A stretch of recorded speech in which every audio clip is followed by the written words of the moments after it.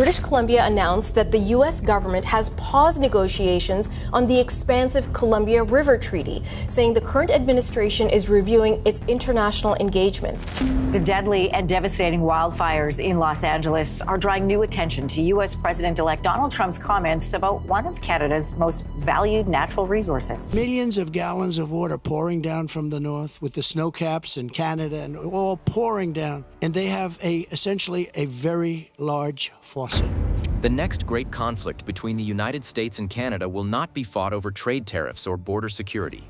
It will be fought over something far more fundamental, something neither nation can survive without, something that has shaped human civilization since the beginning of recorded history: water.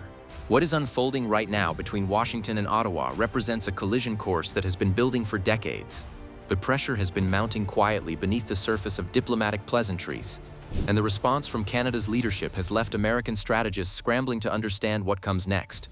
This is a story about survival, about two nations staring at the same crisis from opposite sides of an invisible line, about the moment when friendship meets desperation and partnership confronts the limits of generosity.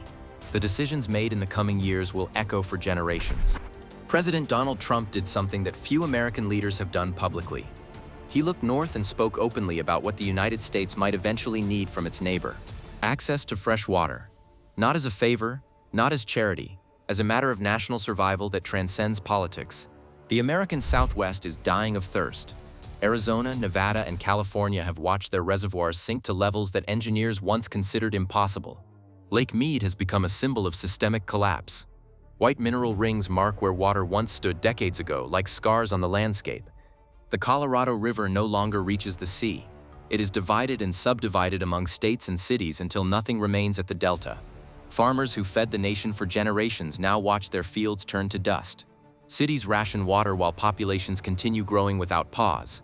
Boat ramps that once launched vessels into deep water now end in cracked mud. Marinas sit stranded hundreds of feet from the current waterline. Communities that built their entire economies around reservoir recreation face extinction as the lakes disappear beneath them. Trump framed the Canadian option as logical rather than aggressive. Canada holds nearly 20% of the world's fresh water within its borders. Lakes larger than some European countries stretch across provinces. Rivers running thousands of miles through pristine wilderness carry volumes that dwarf American waterways. Reserves that seem almost infinite compared to American scarcity sit just across the border. From Washington's perspective, the math appears simple and undeniable. Canada has surplus beyond domestic needs. America has shortage approaching emergency levels. Neighbors should help neighbors in times of crisis. The proposal sounded less like a demand and more like an inevitability that both nations would eventually accept. American planners had already begun conceptualizing infrastructure that could move water south. The engineering challenges seemed manageable compared to the alternative of watching cities collapse, but Ottawa heard something different in those words. Something that triggered alarm bells across every level of Canadian government and society. Something that touched the deepest nerves of national identity, sovereignty, and self-determination. The reaction was swift and unified. Prime Minister Mark Carney responded with language that left no room for interpretation or future negotiation. Canadian water would not cross the border as an export commodity. Not now. Not under any trade agreement. Not under any economic pressure or diplomatic arrangement. The position was absolute and non-negotiable. Carney explained that water is not a commodity like oil or lumber or wheat that can be extracted and sold on international markets.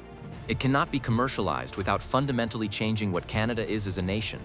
Water defines the nation's geography, culture, ecosystem, and future. Selling it would mean selling sovereignty itself. The Prime Minister spoke with the confidence of someone who understood exactly what was at stake. His words carried the weight of constitutional principle rather than political calculation. This was not a negotiating position designed to extract better terms. This was a line drawn permanently.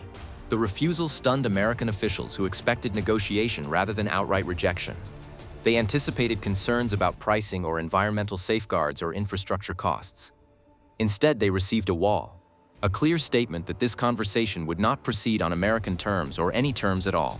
Understanding Canada's position requires understanding what water means to Canadians at a level most Americans never consider.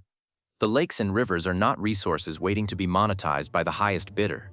They are the foundation of national existence itself. Indigenous communities have built cultures around these waters for thousands of years before European contact. Their spiritual practices, food systems, and community structures depend on healthy watersheds. Treaties and constitutional obligations require the government to protect these waters for First Nations peoples. Fishing industries that employ thousands depend on river systems that remain unpolluted and undiminished. Forests that define Canadian identity draw life from watersheds stretching across entire provinces. Tourism, agriculture, and hydroelectric power generation all connect to water in ways that cannot be separated. Canadians have watched other countries lose control of natural resources through trade agreements and corporate contracts that seemed beneficial at signing. They have seen how international markets can override domestic priorities when money flows across borders with legal protection. The fear is not irrational paranoia. Once water becomes a tradable export, it falls under international trade law, with binding enforcement mechanisms. Agreements like NAFTA and its successor USMCA contain provisions that could limit Canada's ability to restrict exports once commercial flows begin. Corporations could claim legal rights to continued access based on established trade patterns. Future governments could face penalties and arbitration for reducing supply below historical levels. What begins as a voluntary partnership could transform into an obligation that Canada cannot escape without severe economic punishment. Carney articulated this risk with precision that resonated across the entire political spectrum. Conservative and liberal Canadians found themselves united in opposition to water exports. The water question became a rare moment of genuine national consensus transcending partisan divisions. The Prime Minister emphasized ecological consequences that American proposals rarely acknowledge honestly. Large-scale water diversion would devastate ecosystems that took millennia to develop and cannot be recreated. Rivers feeding wetlands and forests would shrink permanently. Fish populations would collapse. Wildlife corridors would fragment. The damage would be irreversible on any human timescale. Unlike oil or minerals that can be replaced with alternatives, water systems cannot be restored once they are fundamentally disrupted. The environmental cost would fall on generations of Canadians who never agreed to the extraction. Carney framed the choice as existential, rather than merely economic. A nation that controls its water controls its future and its destiny. A nation that surrenders water surrenders the ability to determine its own path forward. No amount of American money could compensate for that loss of sovereignty. South of the border, frustration is building among leaders who see Canadian abundance as the obvious solution to American crisis. They point to pipelines that already move oil across the continent efficiently. Water infrastructure would follow similar engineering principles with proven technology. Proposals have circulated for years describing massive pipeline systems connecting Canadian watersheds to American distribution networks across the Southwest. Pumping stations would push water south across thousands of miles of terrain. Treatment facilities would ensure quality standards meet requirements. Supporters describe these projects as symbols of continental cooperation reaching new heights. Two nations solving existential problems together through shared engineering. Triumphs of technology that would secure prosperity for both countries indefinitely. Win-win arrangements that benefit everyone involved equally. Canadians hear these proposals very differently. They hear the beginning of dependency that would be nearly impossible to reverse once infrastructure exists. They hear the slow transfer of control from Ottawa to Washington. They hear their children inheriting obligations their parents never approved. The fundamental disagreement reflects two incompatible philosophies about natural resources and national responsibility. America treats water as a problem requiring technological solutions and market mechanisms. Canada treats water as a heritage requiring protection across generations regardless of economic pressure. Both perspectives emerge from genuine circumstances that deserve acknowledgement. Americans face a crisis that conservation alone cannot solve within realistic timeframes. Canadians face pressure from the world's most powerful economy seeking access to their most precious and irreplaceable resource. The American West demonstrates what happens when water management fails over decades. Cities built in deserts now confront the consequences of decisions made by previous generations. Growth that seemed limitless has collided violently with geological and climatic reality. Groundwater aquifers that accumulated over thousands of years are being drained in mere decades. Agricultural regions that fed global markets are reducing production annually. Power plants that depend on reservoir levels are generating less electricity as water drops below intake systems.